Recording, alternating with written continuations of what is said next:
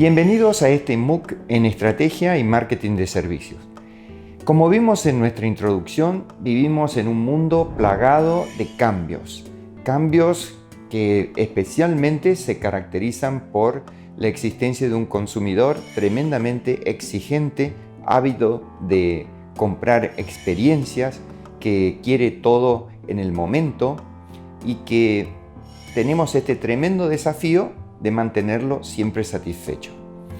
Entonces se plantea claramente la necesidad desde las empresas de diferenciarnos de los competidores, porque si algo está claro es que la competencia es más intensa que nunca. Tenemos 3 recursos para lograr generar estas ventajas competitivas. En primer lugar, crear valor para el cliente. Todo el tiempo crear valor hacia el cliente. En segundo lugar, generar vínculos de largo plazo con el cliente. Y en tercer lugar, mantener todo el tiempo la satisfacción de ese cliente, incluso en momentos negativos, en momentos que tal vez no tuvimos una buena oportunidad de dejar satisfecho en una primera instancia a ese cliente. Entonces, planteado esto, vamos a desarrollar el primero de estos aspectos centrales para la búsqueda de la ventaja competitiva, la creación de valor misma. El valor es absolutamente subjetivo. El cliente asigna valor a las propuestas que las empresas le realizan. Y para conceptualizarlo, entonces nosotros hacemos uso de algunos modelos conceptuales que nos ayudan a entender esta idea y a poder gestionar adecuadamente este recurso. Al valor lo conceptualizamos entonces como un trade-off entre beneficios y sacrificios. Es decir, el cliente siempre está valorando qué recibe y qué entrega por eso que la empresa le está ofreciendo para satisfacer su problema, su necesidad o su preferencia. Entre los beneficios que identificamos en la propuesta de valor, claramente en primer lugar está la prestación misma del servicio. Pero además de esa prestación básica, el consumidor está esperando otros beneficios que nosotros asociamos con el lado emocional. Es decir, no me alcanza simplemente con recibir alimentos y bebidas en una mesa en un entorno adecuado, sino que probablemente estoy buscando otras consideraciones como los beneficios sociales que tiene asistir a un determinado restaurante.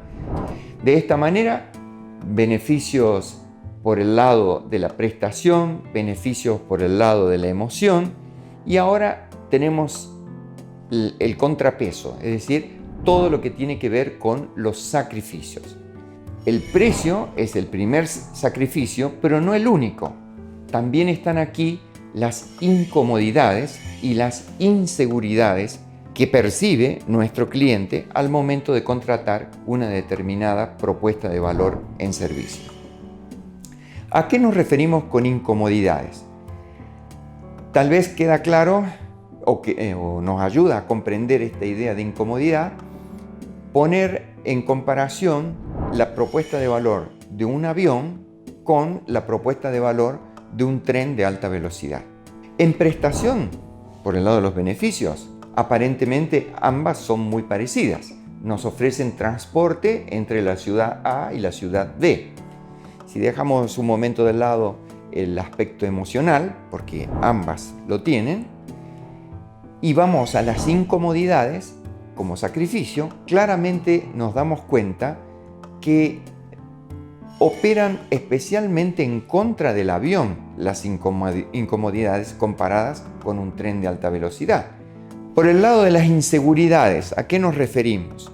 A la inseguridad de que el servicio pueda prestarse aun cuando la mayor parte de las condiciones establecidas se cumplieron. Tal vez llegué a horario al aeropuerto, hice todos los procedimientos, pero llegada la hora de volar, no hay condiciones climáticas y el vuelo no parte.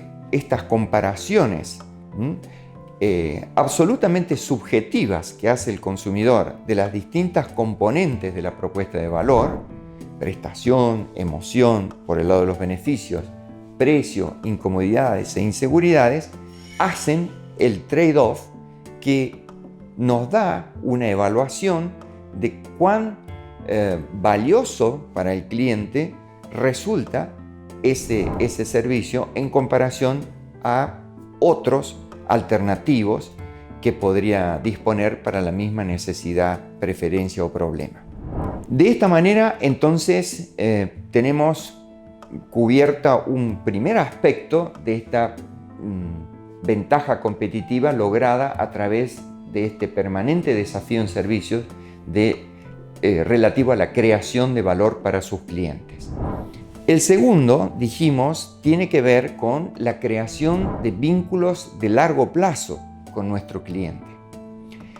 Esto entonces claramente nos remite a la necesidad en servicios de gestionar el vínculo como proyección en el tiempo de la relación con el cliente. Es decir, en servicios nuestro énfasis no está en la captación de nuevos clientes, sino más bien en la retención, en la fidelización de la base de clientes que ya disponemos.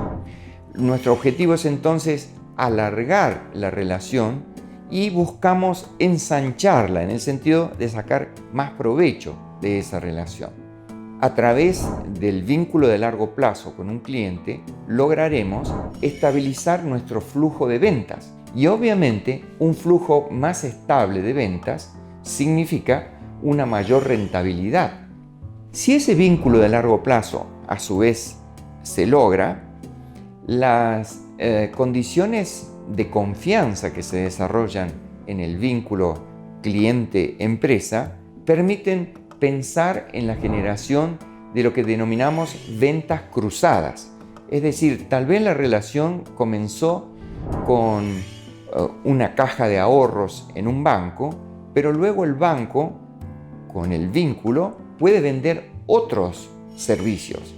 La tarjeta de créditos, el crédito hipotecario, el seguro de la vivienda, del automóvil, etc. Todas esas son las que denominamos ventas cruzadas y obviamente aportan aún más a la rentabilidad de esta empresa. El tercer elemento del vínculo de largo plazo tiene que ver con la capacidad de nuestros clientes de generarnos referencias positivas. No hay mejor publicidad para nuestra propuesta de valor que la experiencia exitosa de otro cliente que nos refiere. Fácil también es darse cuenta que este cliente fidelizado será mucho menos sensible a los precios que uno que no lo es.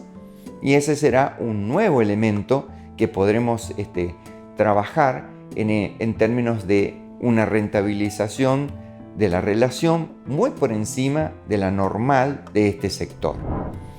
Vimos hasta ahora aspectos por el lado positivo, aportes a la rentabilidad, ya sea por ventas repetidas, ventas cruzadas, referencias o sobreprecios. Pero también se producen aumentos de rentabilidad por disminución de costos. ¿Cuándo ocurre esto? Precisamente cuando nuestro énfasis no está en la adquisición de clientes nuevos, sino en la retención de los ya disponibles. ¿Esto qué facilitará? Que obviamente la incidencia en los costos de la adquisición de clientes nuevos sea menor. Y lo mismo ocurrirá con lo que denominamos los costos de servir a nuestros clientes. Serán muchos menores los costos de servir en la medida en que conozcamos a nuestros clientes. Baste como ejemplo, si yo ofrezco un servicio de restaurante y no conozco a mi base de clientes, tal vez tendré que tener una carta amplia de platos porque no sé qué van a consumir los comensales que lleguen cada día. Todos estos elementos puestos juntos, tanto los positivos, ventas repetidas, cruzadas, referencias, sobreprecio, como las reducciones de costos debidas a menores costos de adquisición de clientes o menores costos por servir, dado que conozco los clientes, es lo que denominamos una economía de fidelidad. Y ese es nuestro gran desafío de gestión. Entonces tenemos crear valor todo el tiempo, crear vínculos de largo plazo y como tercer elemento, satisfacer todo el tiempo a nuestro cliente. Tendremos dos aspectos en cuenta. Por un lado, la percepción y por otro lado, la expectativa. Es decir, no nos alcanzará con que un cliente nos diga excelente la experiencia que he recibido con ustedes. Inmediatamente repreguntaré por el lado de la expectativa y le diré, ¿y qué esperabas en relación a esta experiencia que has recibido? Si resulta que la expectativa es igual o incluso menor a la percepción, pues tendremos un claro caso de satisfacción. Pero podría ocurrir que a pesar de que la experiencia en un todo fue excelente desde la percepción, la expectativa estuviese por encima y en ese caso no habremos logrado satisfacer a nuestro cliente. Con estos tres aspectos, entonces, completamos esta primera